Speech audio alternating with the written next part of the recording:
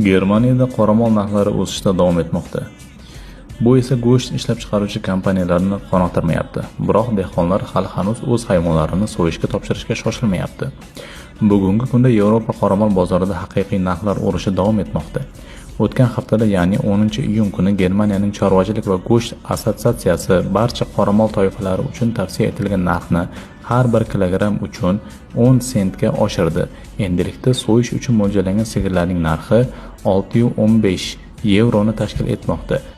Urg'ochi buzoqlar uchun egalari endi ularning sinfiga qarab 602 dan 6,5 yevrogacha mablag' olishmoqda.